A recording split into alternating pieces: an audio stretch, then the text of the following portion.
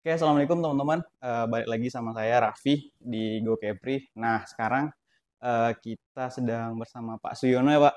Ya, Ya, pengamat ekonomi sekaligus dosen di salah satu universitas di Kota Batam. Nah, Pak, gimana kabarnya, Pak? alhamdulillah Iya, jadi tadi habis ngapain, Pak? Dari kampus tadi ya? dari kampus. Oh, iya. Pak, ini Pak, kita kan baru dapat isu nih bahwa Pak Gub baru-baru ini Hmm, mengeluarkan statement bahwa kok bisa gitu eh, anggaran di Batam lebih tinggi ketimbang Bintan gitu kan, tapi kok pertumbuhan ekonominya relatif tidak lebih jauh gitu perbandingannya dengan Bintan yang hanya ngedapetin anggaran yang sedikit gitu. Nah, itu juga Pak. Ya, kemudian pertanyaannya Pak, apakah perbandingan itu sesuai Pak menurut Bapak Pak?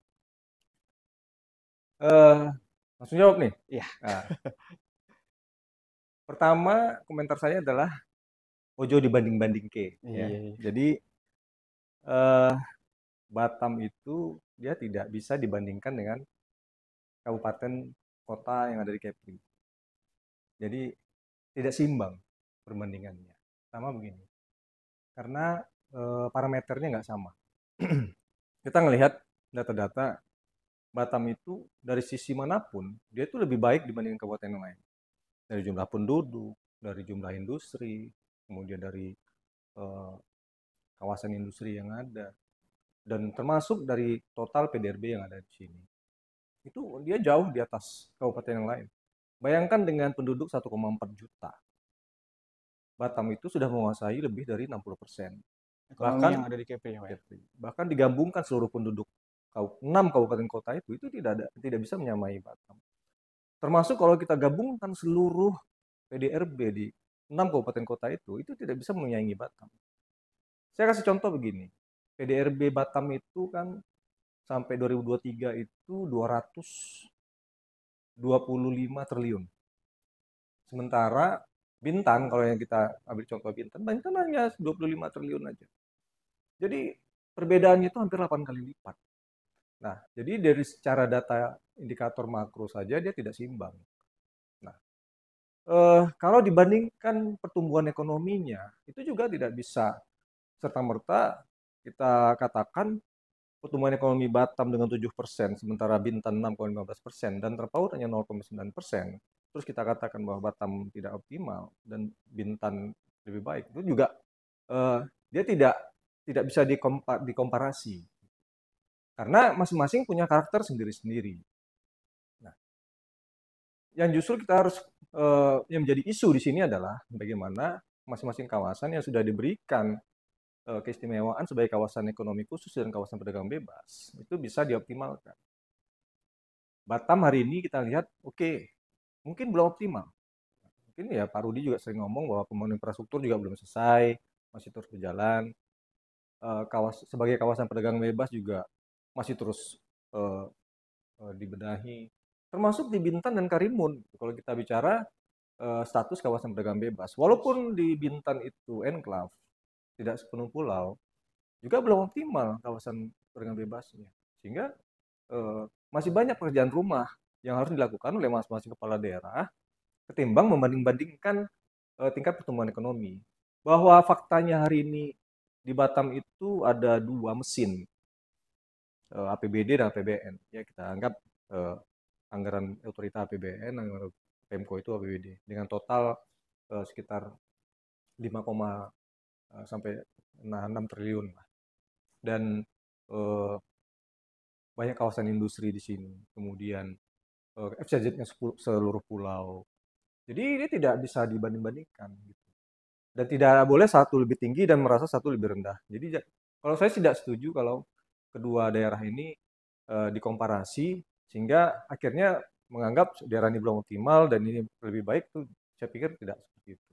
Oke Pak, balik lagi Pak. Tadi kan dengan kekhususan yang diberikan di Batam, apalagi kita tahu bahwa Batam ini keseluruhan pulaunya adalah kawasan perdagangan bebas. Nah, Pak Gub juga menyebut bahwa ekonomi Batam itu seharusnya bertumbuh hingga 11 sampai 15%. Nah, apakah target itu tuh sebenarnya realistis nggak sih Pak? Apalagi jika melihat kondisi hari ini tuh yang bisa nggak Bapak tanggapi terkait dengan target itu, Pak? Ya kalau ekspektasi, kalau saya sebagai ekonom tentu maunya pertumbuhan ekonomi itu di semua daerah itu bisa tinggi, sebenarnya di KPI ya. Saya melihatnya begini, tujuan pemerintah memberikan status kawasan perdagangan bebas itu, tujuannya adalah menarik investasi asing sebanyak-banyaknya, baik di Batam, Bintan, dan Karimun. Bahwa Batam itu diharapkan bisa memberikan pertumbuhan di atas 10%, juga tidak segampang itu juga eh, kita melakukan analisis ya. Karena banyak sekali eh, parameter harus dijadikan acuan ya. Kita lihat begini, yang menjadi eh, komponen pertumbuhan ekonomi di sebuah daerah itu kan ada, kalau kita lihat dari sisi pengeluaran itu ada 5. Dari sisi konsumsi rumah tangga, dari sisi konsumsi atau belanja pemerintah, dari sisi investasi, kemudian dari ekspor. Nah, dari 4 atau 5 komponen itu kan harus tumbuh semua. Baru kita bisa dapat sebuah eh, ekonomi satu daerah itu bisa dikatakan tumbuh. Dan dia lebih tinggi dibandingkan periode sebelumnya. Nah, kalau kita lihat dari sisi pengeluaran, eh, tahun lalu Batam itu paling tinggi itu konsumsi rumah tangga dan investasi, pembentukan modal tetap bruto. Sehingga kalau kita ekspektasi mau tumbuh lebih tinggi lagi, maka salah satu komponen ini harus ditingkatkan nilainya. Nah, yang bisa ditingkatkan nilai dari investasi dan dari konsumsi. Konsumsi rumah tangga bisa ditingkatkan kalau penduduknya banyak. Makin tinggi penduduk, maka konsumsinya juga akan makin besar dan akhirnya uang beredar juga makin besar. Nah, dari sisi investasi juga sama. Kalau kita mau ekonomi tumbuh, investasi juga harus ditingkatkan. Nah, itu juga ya di seluruh daerah di Indonesia. Bahkan Presiden Jokowi juga selalu mengatakan kita tingkat genjot terus investasi. Karena dengan masuknya modal baru itu akan membentuk pertambahan di PDRB. Nah, itu salah satu komponen yang bisa ditingkatkan kalau kita mau meningkatkan investasi.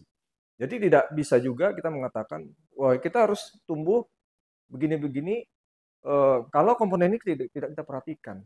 Nah sama di daerah lain, di Bintan dan Karimun, kalau kita bicara soal kawasan perdagangan bebasnya, di sana juga ada kawasan khusus yang juga harus dioptimalkan juga gitu. Dari sisi mana investasi?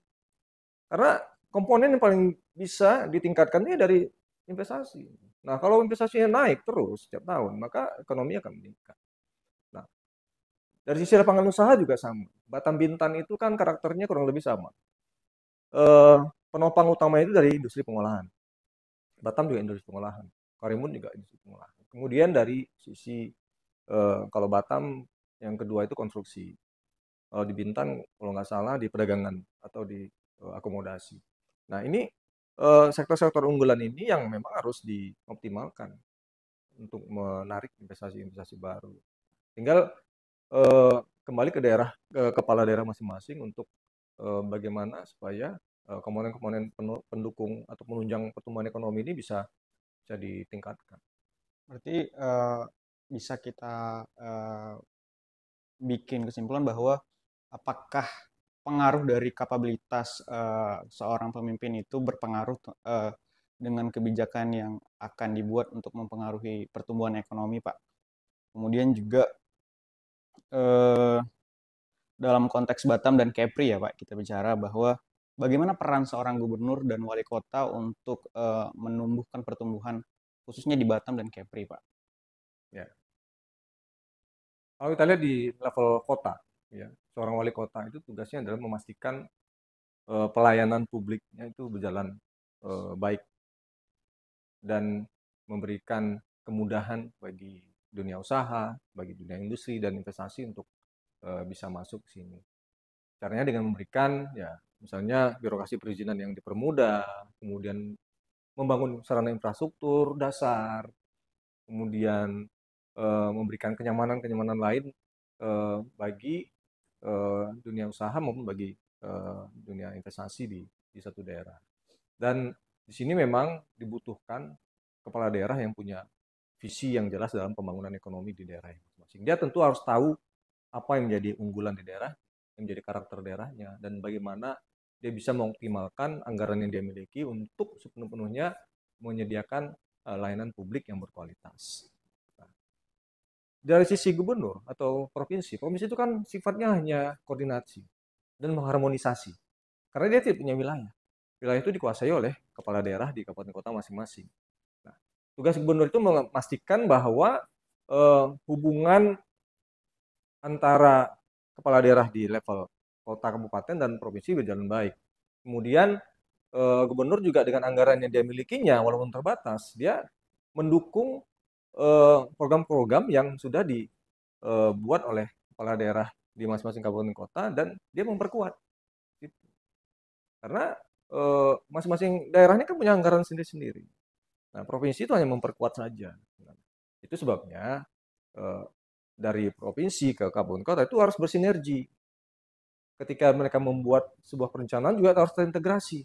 Perencanaan provinsi, perencanaan kabupaten kota, dia harus inline gitu. Jadi dia bisa jalan sendiri-sendiri karena semua saling kait mengkait.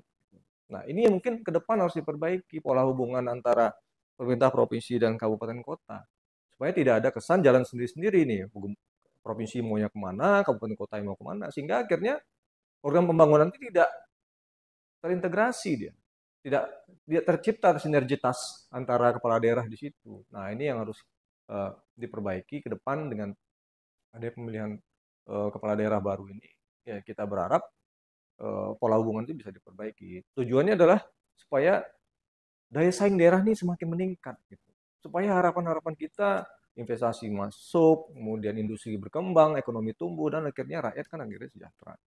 Oke, Pak. Kalau kita bicara daya saing, Pak, sebenarnya di luar faktor konsumsi dan usaha, apa sih Pak yang dapat dilakukan oleh seorang kepala daerah untuk mempercepat inovasi, diversifikasi ekonomi dan daya saing daerah untuk meningkatkan PDRB kita, Pak? Pertama, memberikan ruang yang luas bagi masyarakat untuk berkembang. Artinya pemerintah daerah di masing-masing level itu membuka kesempatan masyarakat untuk berwirausaha, ya, memberikan fasilitas-fasilitas yang dibutuhkan. Nah, apakah permodalan, akses pasar, kemudian distribusi dan lain-lain. Eh, kita berharap eh, masyarakat lebih produktif, gitu. Artinya tercipta eh, sentra-sentra produksi di tengah masyarakat, gitu ya. Walaupun memang itu eh, masih ya menantang lah. Artinya pemerintah daerah harus juga memetakan potensi unggulan di daerahnya itu apa. Apakah unggulannya itu ada di industri, kemudian di sektor usaha kecil, atau usaha kelautan, kemaritiman, dan lain-lain, atau jasa, dan lain-lain. Semua harus di mapping, kemudian diberikan kesempatan masyarakat untuk berkembang di situ. Dan ini memang bukan kerjaan mudah ya, karena selama beberapa tahun terakhir ini juga konsep itu juga belum berkembang. Hari ini yang kita lihat ekonomi kita kan berkembang ya mengikuti alurnya saja, seperti misalnya industri pengolahan dengan investasi asing yang masuk ke sini, manufaktur dan lain-lain, kemudian konstruksi. Di mana peran usaha-usaha baru di situ, usaha-usaha UKM. Nah, saya pikir pemerintah harus mulai memikirkan program-program yang bisa menyentuh langsung ke bagaimana meningkatkan produktivitas masyarakat bisa lebih baik ke depan. Oke, terima kasih Pak untuk sesi diskusi kita pada kesempatan ini. Mungkin nanti kita akan diskusi dengan isu-isu terkait yang lain yang mungkin jadi atensi untuk kepala calon daerah gitu Pak ya. Oke, mungkin terima kasih Pak. Oke, terima kasih Raffi. Iya, terima kasih Pak.